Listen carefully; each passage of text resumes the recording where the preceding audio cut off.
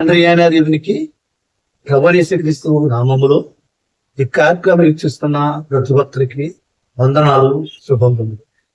ఈరోజు ఒక ప్రాముఖ్యమైన సంగతి దేవుని చిత్తం లేదంటే దేవుని ఇష్టం గురించి కొన్ని సంగతులు మనం పరిశీలన చేస్తే, మన దైనందిన జీవితంలో చిత్తం అనే పదం ఒక ఊత పదంగా మారుతుంది. ఏదైనా మనం అనుకున్నది పని, తలపెట్టిన పని లేదా ప్రయాణం కానీ, లేదా మనం అనుకున్న పని జరగకపోతే వాడే మాట అది దేవుని చిత్తము కాదేమో. ఇది సర్వసాధారణంగా అనేక మంది దైనందిన జీవితంలో పలుకుతున్న, నానుతున్న ఒక మాట.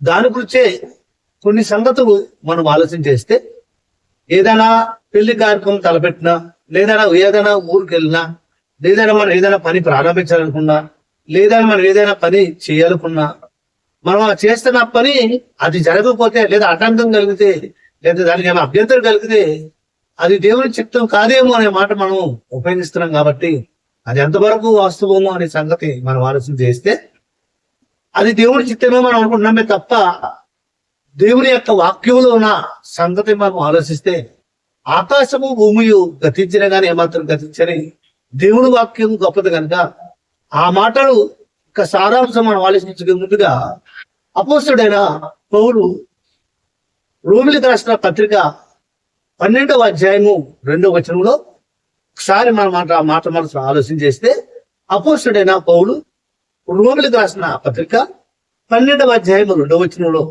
మీరు ఈ లోక మర్యాదను అనుసరింపగా ఉత్తమమును అనుకూలమును సంపూర్ణమైన దేవుని చిత్తమేమిటో పరీక్షించి తెలుసుకున్నట్లు మీ మనసు మారి నూతన ఒకటి వల్ల రూపాంతరం పొందుతుంది. అంటే ఈ లోక మర్యాదను అనుసరింపగా ఉత్తమము అనుకూలము సంపూర్ణమైన దేవుని చిత్తం ఏమిటో తెలుసుకోవాలి. అంటే మనం అనుకున్న పని, తలపెట్టిన పని జరగకపోతే దేవుని చిత్తం అంటున్నామే తప్ప అసలు ఈ లోకంలో మనం మనసుగా ఎందుకు పుడుతున్నాము, పుట్టిన తర్వాత మరణం ఈ లోకాన్ని వదిలిపోతున్నాము, ఎంతకాలం బతుకుతున్నామో తెలియని పరిస్థితి. ఈ చిన్న జీవితంలో మనం అసలు ఏంటిది మనం పుడుతున్నాము, అసలు దేవుని యొక్క ఇష్టం లేదా దేవుడి సంకల్పం ఏంటి అని మనం తెలుసుకోవాలి. లోక విషయంలో అన్ని విషయాలు తెలుసుకుంటున్నాం. మనం తెలియకపోయిన విషయాలు పదే అడిగి, లేక 100కు 10 సార్లు ఆలోచించి చూసి మరి అడిగేస్తున్నాం. ఏదైనా మనం పని చేస్తున్నప్పుడు 10 మందిని సంప్రదించి ఇది ఎంతవరకు చేస్తే మంచిది, ఇది అంతవరకు చేస్తే మనం సక్సెస్ అవుతాం మనం ఆలోచించి 100కు 10 సార్లు ఆలోచన చేస్తున్నాం. మనం దేవుని చిత్తం ఏంటో తెలియకోకుండా మన జీవన విధానంలో వృతాప్యం దగ్గరైనా, సాగుకు దగ్గరైనా దేవుని చిత్తం ఏంటో మనకు అర్థం కాక పరిస్థితి. అందుకే అన్నట్టు పౌలు, మీరు లోక మర్యాదలు, క్రైస్తవులైన మనం లోక మర్యాదల్ని అనుసరింపకూడదు అని చెప్తూ, ఉత్తమము అనుకూలము దేవుని చిత్తమును తెలుసుకుని మనసు మారాలి అన్నాడు. అంటే దేవుని చిత్తం ఏమిటో తెలుసుకోవాల్సిన బాధ్యత మన అందరిది. ఇక్కడ లెక్కేస్తే భూమి మీద 6 నెలల మీద ఉన్న ప్రతి మనిషి ఆలోచించవలసిన అతి ప్రాముఖ్యమైనది, తెలుసుకోవాల్సిన అతి ఇంపార్టెంట్, అతి ముఖ్యమైన సంగతి ఏంటంటే, మీరు మనసు మారి దేవుని చిత్తం ఏమిటో తెలుసుకుని మనసు మారి నూతన ఒకటో పొందురు. అంటే దేవుని చిత్తం అంటే ఏంటో తెలుసుకోవాలంటే ఇష్టం అంటే ఇష్టం ఏంటో జగత్ పునాది వేయబడక ముందే క్రీస్తులో మనల్ని ఏర్పాటు చేసుకున్నాడు. భూమి మీద మనం ఆ చిత్తము తెలుసుకుంటేనే దేవుడు మనకు అన్ని విషయాలు పారవాడాడు. ఈ రోజు సంపాదించడంలో కానీ, తిరుగుదాట్ల విషయంలో కానీ, ఎదురువాడు గుడ్లు కొట్టే విషయంలో కానీ, ఎదురువాడిని ఆజమాషం చేసి ఆ ఊగొచ్చుకోవడం విషయంలో కానివ్వండి, అన్నిటిలో పారవాడున్నాం మనము.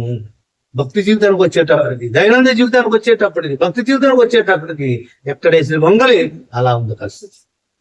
సాక్షాత్తు దేవుని కుమారుడు యేసుక్రీస్తు ఈ భూమికి వస్తూ ఆనాటి ఇశ్రాయేలుతో, యూదులతో మాట్లాడుతూ, ఒకసారి మా సందర్భాన్ని మనం ఆలోచిస్తే, యోహాను సువార్త 6వ అధ్యాయము 38వ వచనంలో, యోహాను సువార్త 6వ అధ్యాయము 38వ వచనాన్ని మనం చదివితే ఒక అద్భుతమైన మాట ఇక్కడ మనకి కనపడుతుందని, నా ఇష్టము నెరవేర్చుటకు నేను రాలేదు, నన్ను పంపిన వాళ్ళ చిత్తం నెరవేర్చుటకే పరలోకము నుండి దిగి వచ్చింది. అంటే ఇష్టము లేదా చిత్తము ఏంటంటే, సాక్షాత్తు దేవుడి కుమారుడు యేసుక్రీస్తు భూమి మీదకి వచ్చి ఆనాటి ఇశ్రాయేలుతో మాట్లాడుతూ, నా ఇష్టము నెరవేర్చుటకు నేను రాలేదు, నన్ను పంపిన వాని చిత్తము నెరవేర్చుటకే పరలోకం నుండి దిగి వచ్చేది అంటే యేసుక్రీస్తు అంటున్నాడు తండ్రి ఇష్టాన్ని తండ్రి ఇష్టాన్ని నెరవేర్చాడు. మరి భూమి మీద మనం లేచిన దగ్గర నుండి పడుకునే వరకు మన మాటలే మన ఇష్ట ప్రకారం నడుచుకుంటున్నాడు. ఏదైనా కష్టం వచ్చినప్పుడు, ప్రమాదంలో ఉన్నప్పుడు, ఇబ్బందులు ఉన్నప్పుడు, కష్టాల మయంలో ఉన్నప్పుడు, ఉపద్రవాలు వచ్చినప్పుడు దేవుని ఆశ్రయిస్తున్నాడు. కాబట్టి ఈ భూమి మీద ప్రతి మనిషి తెచ్చుకోవాల్సిన ప్రాముఖ్యమైనది ఏంటంటే ఈ లోపల మనిషిగా మనం బతుకుతున్నాము. తల్లి గర్భంలో పిండంగా ఉన్నప్పుడు నుండి ఆకు రాలిపోయే వరకు ఈ లోపల ఉదయములకు దేవుడు మనం కాపాడుతున్నాడు. అసలు ఈ లోపల నేను ఎందుకు పుట్టాను, మన చెప్తే అసలు దేవుడు చెప్తే ఏమిటి, ఏ ఉద్దేశంతో దేవుడు ఈ లోకాన్ని మనం పుట్టించాడు, ఆయన చేయండి మన లోకానికి పుట్టడానికి గల కారణం ఏంటి, ఆయన ఉద్దేశం ఏంటి, ఆయన ఇష్టం ఏంటో మనం తెలుసుకున్నప్పుడే మన జీవితం ధన్యం. అందుకే యేసుక్రీస్తు చెప్తున్న మాట మనం ఆలోచిస్తే తండ్రి ఇష్టాన్ని నెరవేర్చడానికి వచ్చాడు అన్నాడు. తండ్రి ఇష్టాన్ని నెరవేర్చాడు. తండ్రి ఇష్టాన్ని ఎలా నెరవేర్చాడండి, మన కొరకు శివుడు ప్రాణం పెట్టాడు. 33 సంవత్సరాలు భూమి మీద ఉండి తండ్రి చెప్తాను చూసే తప్పకుండా నెరవేర్చాడు.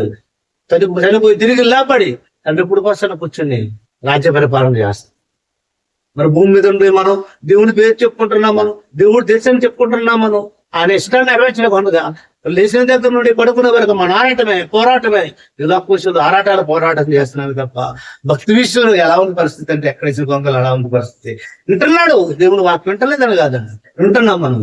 కానీ దేవుడి ఉద్దేశంలోకి వెళ్తే ముఖ్యంగా చెప్తాడు పౌలు, మీరు ఈ లోకమర్యాదను అనుసరిపక ఉత్తమమైనది ఏంటి అసలు లోకంలో అనుకూలము సంపూర్ణమైన దేవుని చిత్తమేమిటో తెలుసుకోవాలి. ప్రతి ఒక్కరు తెలుసుకుని వాళ్ళ మనసు మార్చుకుని తండ్రి చిత్తాన్ని నెరవేర్చడానికి లోపలికి వచ్చాను. నా ఇష్ట ప్రకారం కాదు, ఈ రోజు నేను బతుకుతున్నామంటే తండ్రి ఇష్ట ప్రకారంగా, ఈ రోజు మన ఇష్ట ప్రకారమే కాదు, తండ్రి ఇష్టాన్ని నెరవేర్చడానికి లోపలికి వచ్చామని బుద్ధికి మనకున్న జీవితాన్ని మనం సమర్పించుకుని దేవుని కోసం సమర్పించుకుని యేసుక్రీస్తులో మనం జీవించగలిగితే మన నిజ జీవం దేవుడి మాటలు దీవించిన దాకా.